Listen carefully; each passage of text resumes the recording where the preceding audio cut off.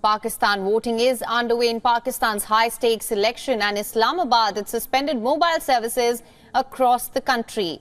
As soon as the polls opened at 8 a.m. local time, the caretaker government says the action was necessitated due to the deteriorating security situation in the country.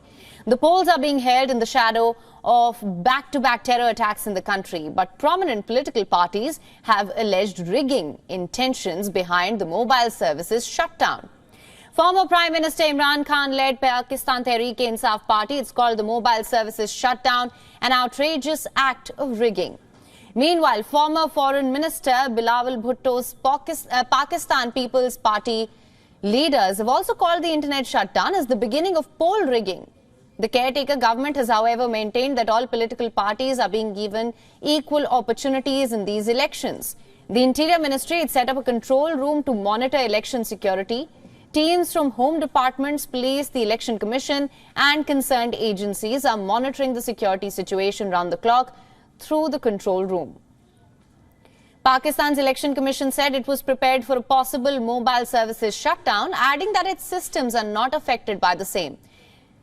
Now, the Commonwealth delegation, which was part of international observers present at different polling stations in the country, have expressed satisfaction with polling processes in the country. Prominent leaders, meanwhile, headed to polling stations. Former Prime Minister Shehbaz Sharif cast his vote while appealing common citizens to also come out to vote. Shehbaz Sharif is the brother of the front-runner candidate, that's Nawaz Sharif of the PMLN. Top PTI leaders, on the other hand, most of whom remain in jail, cast their votes through postal ballots. Former Prime Minister Imran Khan, former Foreign Minister Shah Mahmood Qureshi and former Punjab Chief Minister Parvez Illahi, among others, voted via mail from Rawalpindi's Adayala jail, where they are currently lodged.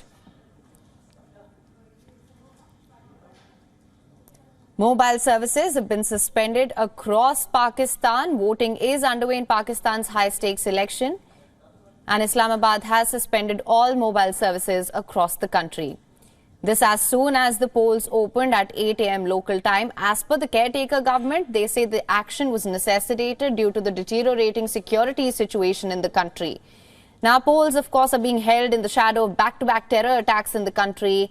Prominent political parties, however, have alleged rigging intentions behind the mobile services shutdown.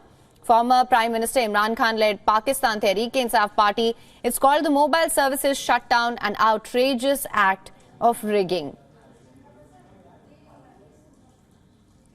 Now, former Foreign Minister Bilawal Bhutto's Pakistan People's Party leaders too have called the internet shutdown as the beginning of poll rigging. The caretaker government, however, has maintained that all political parties are given equal opportunity in these elections. The Interior Ministry has set up a control room to monitor election security. And teams from Home Departments, Police, the Election Commission and concerned agencies are monitoring the situation through the control room.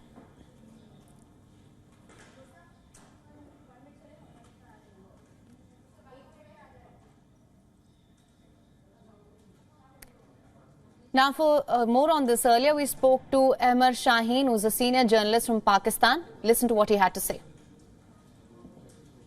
So basically, after the spate of terrorist attacks, especially the last two in Balochistan, it was very expected for journalists to prepare their satellite vans and their communications for the coverage of elections, because it was expected, just like last time, there was also an outage of mobile phone service coverage in many parts of Pakistan during the last elections.